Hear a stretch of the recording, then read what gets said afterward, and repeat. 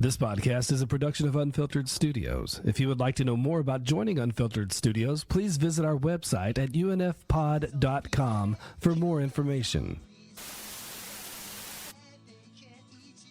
All right, as we do with many of these chats, we do divide them up, and in this case, so many scheduling conflicts, people were getting busier, the world was a little more chaotic, socially and politically.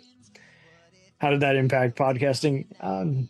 Somewhat, crews changed, our world got way busier, just slaving away hours. But when we finally got to record, often we would just divide up the chats. So we would do the main franchise ranking and then reflect on our favorite moments like we did with some of the other horror, sci-fi, and action-based material. And so enjoy as we just list some of our favorite scenes and other just nostalgia that we took away from George Romero's Night of the Living Dead franchise, or if you want to just say of the Dead franchise. So listen on, gang. You won't be disappointed.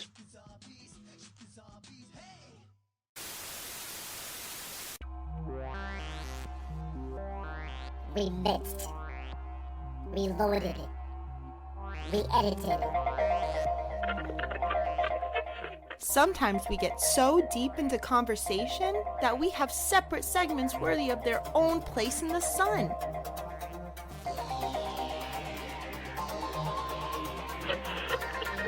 Here is a reshuffled mini episode.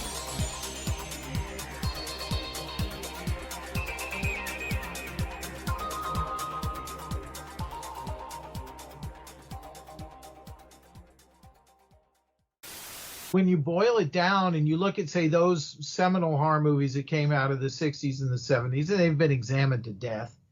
Oh, totally. But, and, all the bazillion other ones with a lowbrow title. Sure, but that's the thing. I mean, George Romero and those guys, they didn't know what the hell they were doing with Night of the Living Dead. They had no clue that it would become what it became.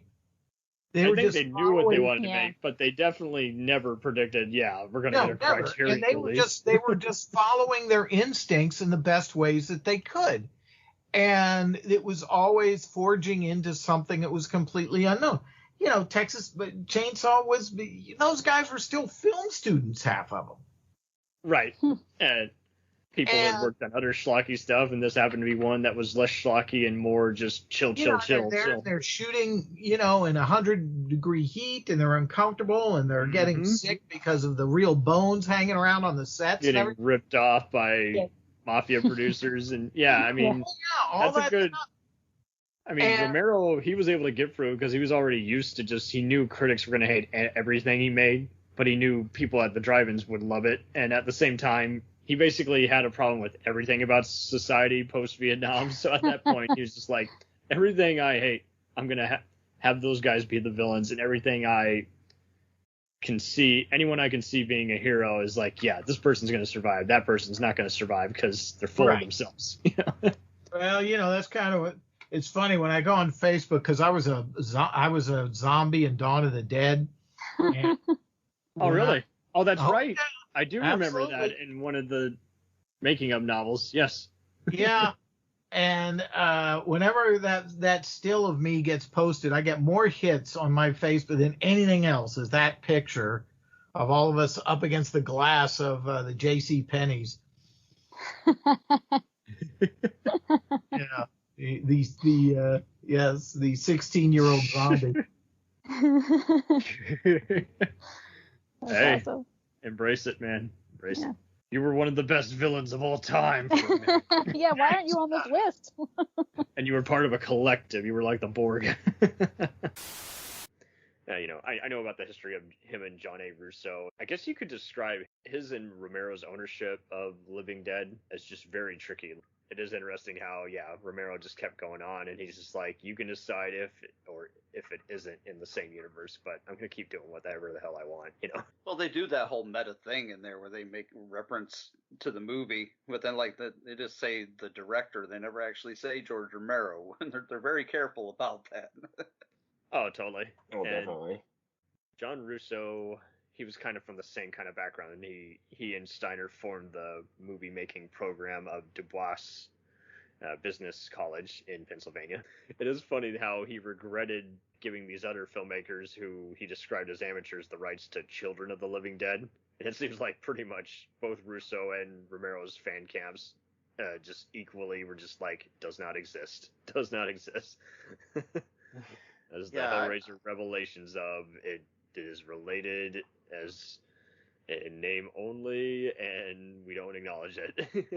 It's like if we don't talk about it, maybe people won't realize it exists. Yeah, exactly. I think even Lionsgate made it go out of print. They weren't too happy with the sales, and so it just died a silent death at video stores in 2001. And I saw it on YouTube for free, and I was like, "Oh man, even seeing it for free, that was rough." Yeah, I mean, it has a few. I'm using air quotes in the air here. Moments. It's relatively watchable. It's just one of those, I think it's just easy to get frustrated with because you just don't know if there was a good idea and just someone killed it in the editing department. Or I don't know. Yeah, there was a good idea there somewhere. There was something that was just very amateurish in the execution, but it's a good beer and popcorn kind of movie. If you can see it on the streaming service that you already are paying for, watch it. If you have to pay for it, maybe just avoid it. See something better. It just feels like a type of movie. Things have been done to death. No pun intended. And it's just like you watch a movie like Children of the Living Dead, and you're just like, yeah, I've seen this movie already, and I've seen it done better. And that's why I've never watched it, so I'm good. You ain't missing much, sir. I'll tell you that much. Yeah, some people are used to just giving what they call the elevator speech version of their movie. But, if you ever watched any kind of interview with George, he could go into great detail, and he had such a fantastic memory. I met him once. Oh, nice. I almost met him twice. I went to the Night of the Living Dead Zombie Jamboree in 1993, one of the first two conventions I ever went to. 93, baby, nice. Yeah, and the line for George was so long that they cut it off. And I didn't get to meet him at that particular show, but I got to meet a bunch of other people. It was really nice. But I met him at Horror Hound. That's a common one. Yeah, about 12 years ago, 11 years ago. And I actually had completed my first feature, which was a zombie film, and it was also in black and white. And I got to give him a copy of it. I don't know what he thought of it. I never got any feedback. I never expected to, but it was just kind of one of those, like, I just slid it across the table, and his handler was like, "What is this?" And I'm like, "It's just a gift." Like, that's all. Like, and they're like, "Oh, okay." And they kind of stuck it in his duffel bag. But it was still neat. And to actually meet George, I don't get starstruck very often. Not very often at all, but I was just kind of stuttering and muttering. I had a stutter, when I was younger, and it quickly came back. I'm just like, da, da, da.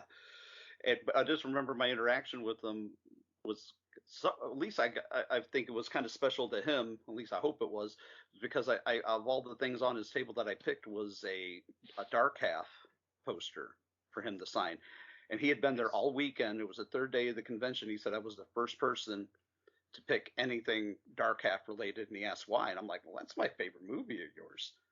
And he's like, really? He's like, you made a black and white zombie film, He's like, you sure it's not Night of the Living Dead? I'm like, nope, it's the Dark Half. I love that film. Oh, that's special. I'm sure you really did appreciate it, because this goes for anybody, any artist, any filmmaker, especially a music star, is like, or even a comedian, is like, I like to know that all those other jokes I told actually meant something, as opposed to I'm telling the same more popular joke.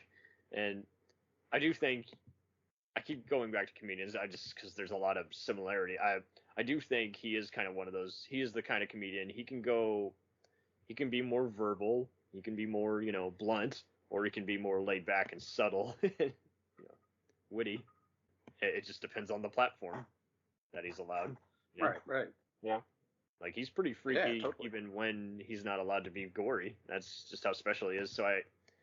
But I would say, I think his work got way more appreciated than Wes Craven, because it seemed like Wes Craven was he got through everything in studio battles, because I think just because of his psychology background. He was just a very patient, just like he was when he was a counselor. And it's like Romero just kind of said, well, if they don't like it, fuck it to hell. We'll do better next time, you know? It kind of took almost, I'm not comparing George Romero to Ed Wood, but in the fact that it's like, that infamous line from the movie Ed Wood, he's like, oh, worst picture you ever saw? Well, my next one will be much better. That's very true, because I think every filmmaker does go by that. Like Brian De Palma, we talked about him on here, and we were just like, yeah, he kind of just shrugged his shoulders. He's like, I don't know what to do any different. I'm not getting any kind of good feedback. I played the studio game, I played the audience game, and my movie still flopped. So what happened? Was it just not good, or was it just not the right audience, and it's gonna be embraced on cable? Which is it? And I think that is very true. Yeah, I mean, Romero was definitely, again, what like Scott is saying, we're not saying he's incompetent like Ed Wood, but like Ed Wood, he clearly loved movies, and he knew how to do it, again, raw and on the cheap, but unlike Ed Wood, he definitely did not felt like he had an ego. Like he always came, any special feature or convention video I've seen him in, he's always just kind of came off to me as just someone who's just, he could be everybody's granddad who's not grumpy, but he's also not willing to, tell it like it is, kind of. He's a less radical Clint Eastwood, in my opinion. He's a more. He's not grumpy on like a Harrison Ford kind of level, but he is just. No. He just tells it like it is. He's just very straightforward. George was always very straightforward. There was no bullshit there. Do you have a favorite Romero film, like one that stands out more than anything? He's pretty. Much like some of the other icons I kind of mentioned, he's kind of just. He's an overall pretty just solid guy for me, and I really just can't go wrong with any of his work. He's just one of the horror icons. I like how he adds a bit of action and drama into his movies also, but I really can't go wrong with any part of his resume. He's never wronged me to the point where I'm just like, oh, he went, he drove his career off a cliff at such a point, like we do with all the other actors that divide us half the time. Scott, which one resonates the most with you? It's a tie, but if I had to pick, it would be The Dark Half or Day of the Dead. Oh. It's also funny how when I meet people who go, I'm not a monster movie fan, it's like, I can name 5 movies that I know you like that have a monster, and same thing with a zombie. I know I can find a movie you like that happens to have a zombie in it, guys. Come on. I'm going to tell you right now, I'm not a huge zombie movie fan. Same. Like I I'm Nightmare on Elm Street. We talked about that in that episode I did with you guys, and Friday the 13th and Halloween and all that. I like the George Romero ones because, I agree with, it's black and white, fuck that shit. But that still has one of the creepiest scenes in any movie in the first scene when they're in the cemetery and there's just some dude wandering around. And I think they may have yes. Oh. Yes. They may have done it better in the remake, but it's either version. Just a random guy walking around the cemetery that ends up being a zombie that attacks you. Like, that fucking scares the shit out of me. That's a scary one, though, Ryan. He's a zombie yet. They're just saying there's this wandering fucking guy, like, oh, I'm going to attack dude's sister. You know what I'm saying? Like, out of nowhere. She's already creeped out about being in the cemetery, and you feel that when they're getting there. And then he comes out of nowhere in the background, like you were saying. What an incredible shot. Yeah. It's across the board. You know what I'm saying? It all takes place in daylight too. Mm-hmm. Yeah. Absolutely. This isn't like vampires where we can wait for it. We'll have to stay up and not get any sleep and get the shotguns and spikes ready. But it's like, this is the middle of the daytime all day. No, they keep coming. Unlike other older movies from like the 30s and 40s where they incorporate voodoo into the mix, in the original Night of the Living Dead, you don't know exactly it's voodoo or that it's actually a zombie that's walking in the background. And you're right, Ryan, that still that comes out there is just great. Yeah.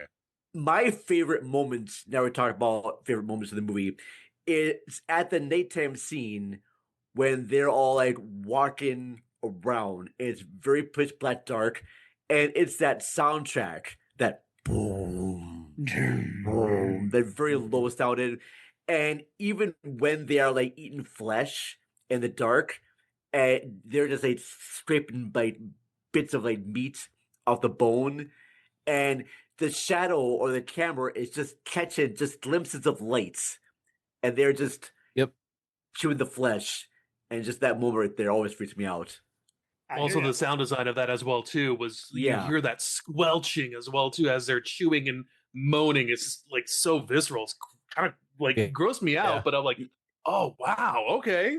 And that's just it. It took me a while to get into these kinds of movies because I saw other movies doing it poorly or just very lame. And it's like, here's the thing: he knew when it's too much is too much, and then just going on. Yeah. Oreo and I saw how badly it can be done if you read Marvel Zombies. Yeah. I like the arc, but it sucked with the Army of Darkness crossover. And now they brought it back for another fucking run. I'm like, go away. Welcome aboard. I think very important, and especially with Romero. You know what I'm saying? He kind of like just lets you kind of bask in it.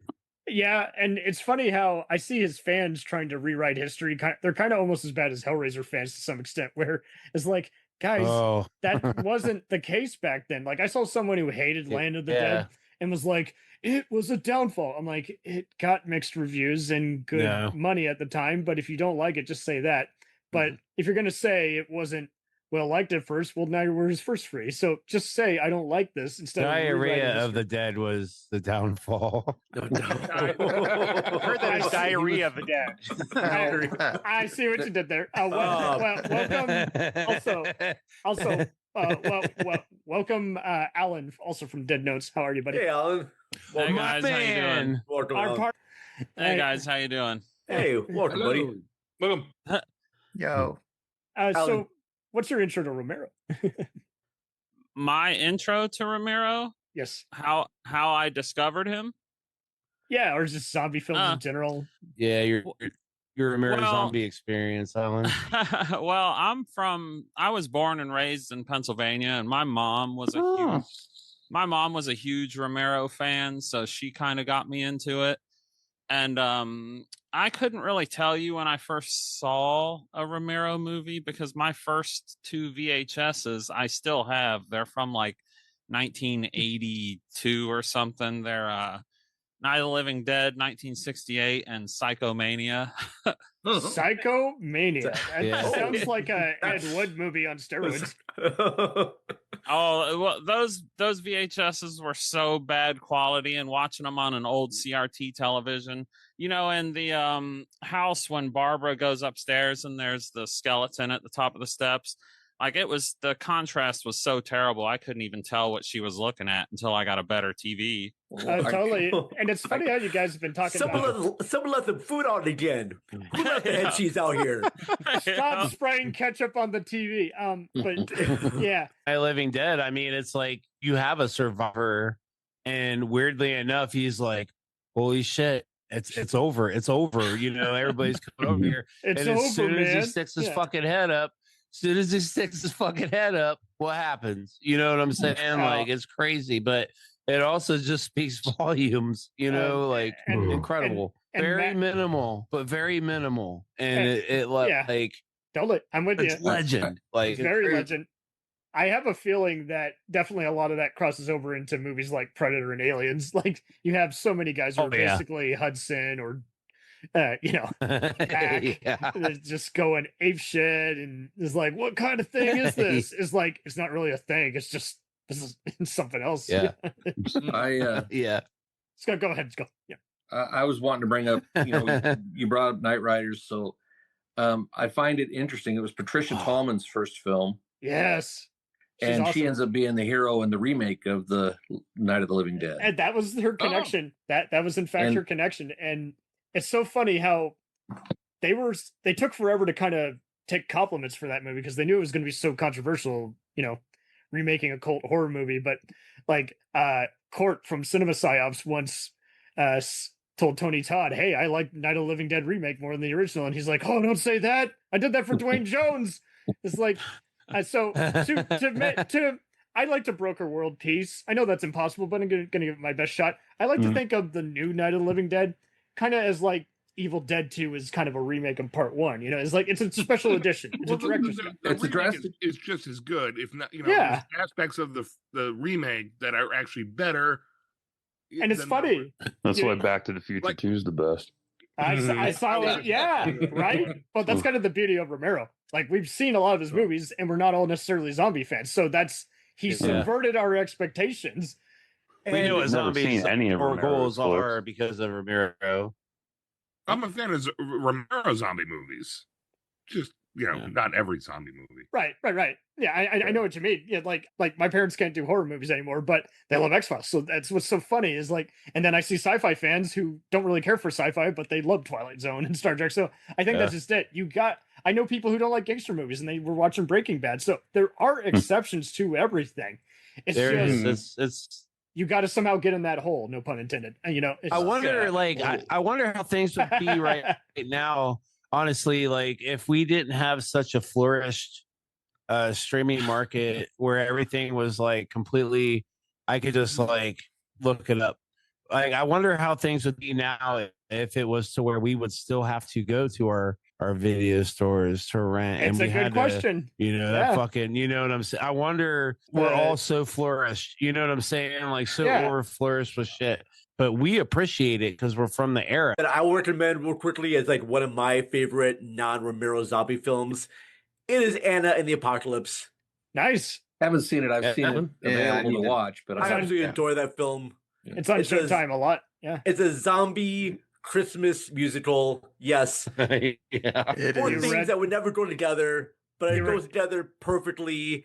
The songs are good. Like you hear the word musical, you're gonna cringe. I'm like, no, they're actually really well done. It's very funny. It's very gory as well too. You wouldn't think it'd be as gory as it is, but it actually is. It's quite gory. Yeah, it's wonderful. I second that. That's a great movie. Yeah, a lot of fun right there. And have you guys saw? I'm gonna look that one up too. Yeah, that was awesome. That was a lot of fun. That one is actually one of my favorites, and also Warm Bodies is one of that one as well too. Both of those I bonded with my wife over, and those were kind of those zombie movies that are not like contemporary. They're not normal zombie movies, but they're definitely those you'd see. Definitely different zombie movie that is not just the we got to survive until the Amber comes and gets us. But those ones are great. Here's a perfect one as well. Here's a trashy one for you all. Yeah. I'll agree. Trashy, I love it. Vampire Zombies in the Hood. Vampire Zombies in the Hood. Part 2? Gotta watch. Just one of them. It's not Back to the Hood, is it? It's just a very wacky, just B movie. But if you think about it, Jason is a zombie. He's a deadite. He's okay. For like Alan, part 6, what's your favorite non-Romero zombie movie? Mine might be The Dead Next Door. All right. You already mentioned J.R. Yeah. Bookwalter because we're from Ohio. Nice. And so this was pretty popular when we were in high school. Hey, Alan, Cleveland rocks. Yeah. Cleveland rocks. Oh boy. Right. And I had family there. And I do have some recency bias with Train to Busan also, because I gave up on zombie movies for a long time, and when that came out, it just blew my fucking mind. It's such 100%. a great, So fucking good. And I still have yet to see that one. Like, and that's my wife was telling me I have to watch it too. I couldn't do that one, but I'm glad you guys love it. It's great. And the CGI isn't. But The Dead Next Door has Bruce Campbell voicing two of the characters. Absolutely. Somebody had to do it. You can get your fix. But that's awesome. That's like he voiced like some amateur Ohio movie. Like that's wicked, dude. Yep. I'm also partial to Wreck as well too. Wreck is good. Oh, I forgot about Wreck. The original. Another one that my wife and I, the original Italian one is one of the ones that my wife and I kind of bonded over as well too. She's really into zombies. It's kind of weird. I don't know. Oh my god. Well, so he's reading zombie romance novels right now, actually. Wow. Necro fetish. Yeah. Well, it's kind of that. It's more like, oh no, we have a zombie apocalypse. No, I really like you. Kind of okay, thing. So, but like Steve is hitting at, like you've already have nailed it. You all have brought this up. It's like it's just got to stand out in a way because it has been done to death. It's just really has. I was just going to mention, Night of the Living Dead, it lost its copyright, or it didn't have a proper copyright on it when it was released, so it went into public domain very, very quickly. Yes. Yeah. And so everybody was distributing it because it didn't really have to pay anything for it. Yeah. Oh man. And I don't think it's been in every movie. He lost money on it, but at the same time, it got really noticed because it was so widely distributed. Mm-hmm. Right. It's probably one of those movies like It's a Wonderful Life, where you see it played in every other movie without actually have seen the movie. Yeah. And that was one of the two movies, It's a Wonderful Life and Night of the Living Dead, because every time I watch a movie, it always plays clips. And so you probably watch each movie and piece together the story from the different movies you watch. I have I have 4 different versions of the movie. I have the original version. I have the Rip Tracks version. I have the Master Pancake version. I have the Elvira version. Wow. Oh, man.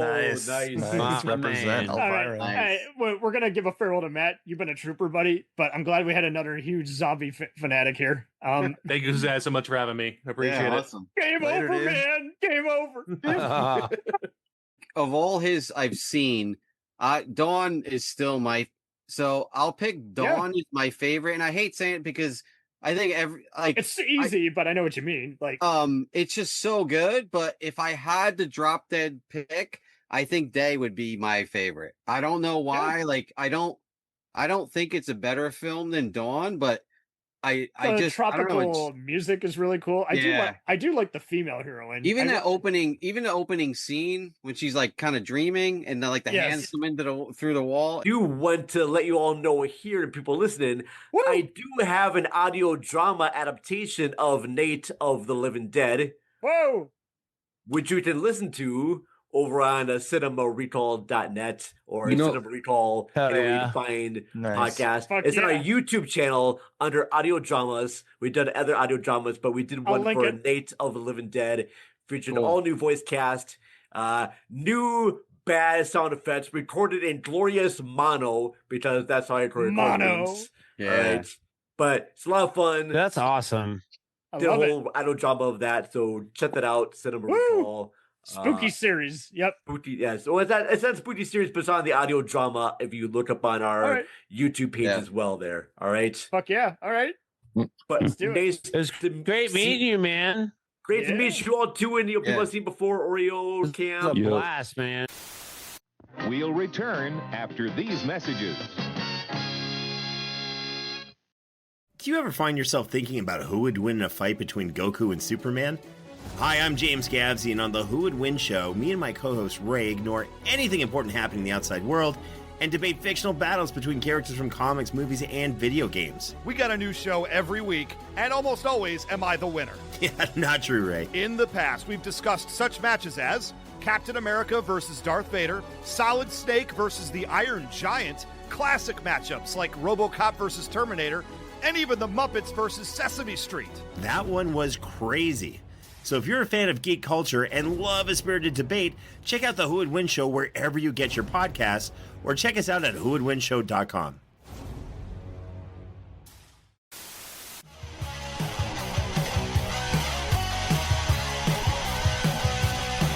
Follow us on the web on Facebook, Twitter, and Instagram. The podcast is available on Podbean, Spotify, iHeartRadio, Anchor, Apple, and anywhere else podcasts are available. Feel free to review our show and leave comments on any of those sites. Thanks a million for listening. It's a jacked up